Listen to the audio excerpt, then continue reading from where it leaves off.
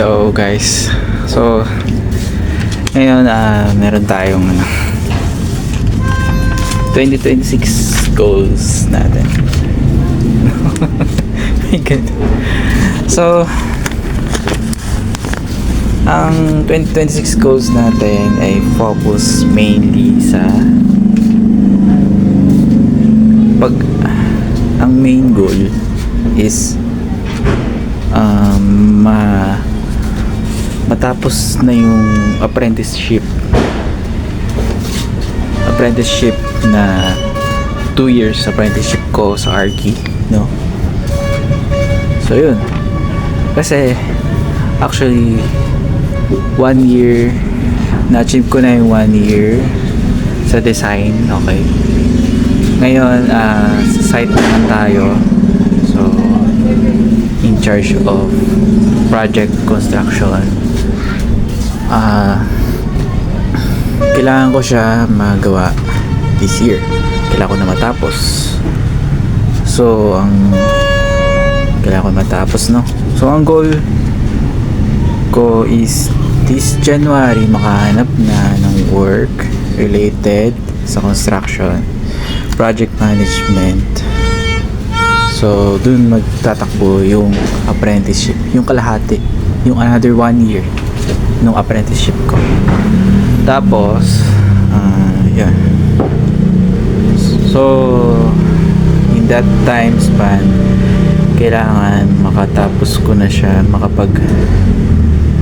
makapag-review ako by October. So this January to September kailangan makapag-work na ako and matapos ko na yung apprenticeship program ko. Usually 6 months ang review, pero since may hinahabol tayo na January 2027 na board exam, no? Kailangan matapos na natin to this year, no? So October dapat matapos na. 9 months tayo mag-work sa construction. Ano pa ba?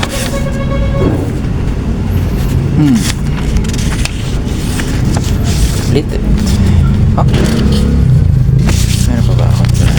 Wala na.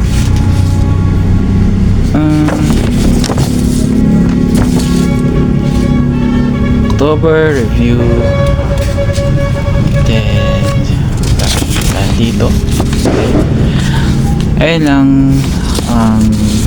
yun yung pinaka main goal ko. Tapos site, sabi dito site, kung nasan yung site, nandun din yung accommodation ko para magagawa ko yung pagre-review, no? Kasi kung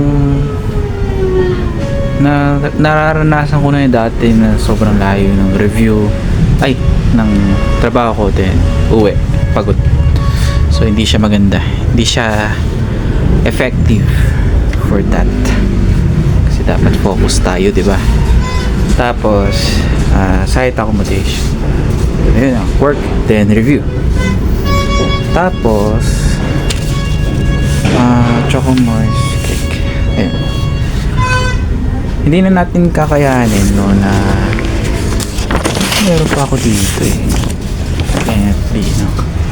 Basta may mga sinulat pa ako dito na kunwari sa January dapat yung sa Archie's review, nakikita ko siya lagi sa Facebook.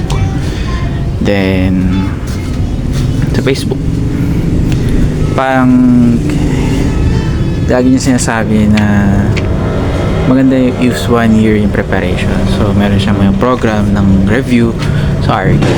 Then yun, Archie. Then another one is yung Top Lab Architecture.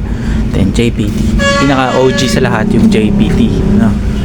Then yun, gagawin ko yun. Tapos so hindi nakakayanin yung mga sideline na drafting and DIM modeling. Masyado siyang time consuming for me, time and energy consuming for me. So yun, ano pa ba? Kailangan makapag-focus tayo into the apprenticeship, the ma-finish, and then makapag-review.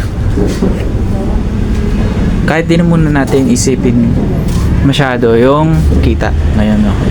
Kasi lagi kong punto yung side hustle. Meron tayong time for that, okay? Basta ang focus natin ngayon is eto, yun.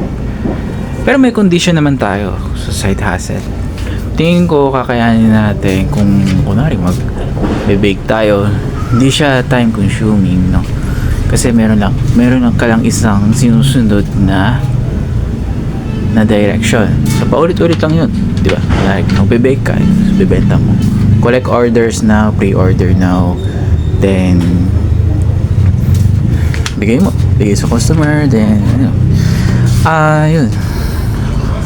yun yung gagawin ko. Actually may bakery naman kami, kaya pwede ko naman iwan yung na bake ko na ng gabi, then papasuyo ko na lang sa kanila, tapos deliver yung pag-pick up dito. So yun, pero depende pa rin, no? Kung saan ako ma-destino. Kung doon ako ma-destino sa malayo, hindi ko magagawa yun. Kung pwede kong magawa yun, weekly lang, I think. Yeah. Weekly. Tapos yun, ano ba? Ayun. Pre-order or weekly master. Yun nga, naisip ko yung Choco Moist Cake, diba? Napakaganda na. Then yun, I think after that, wala na, kailangan natin mag-focus kung ano natin yung pinaka-goal natin, tsaka na yung mga kita na yan. Pwede naman mag-ipon kahit pa paano, mag-budget na lang kung sakali. Then yun lang. This is JN, and that's it for my goal sa 2026. Bye.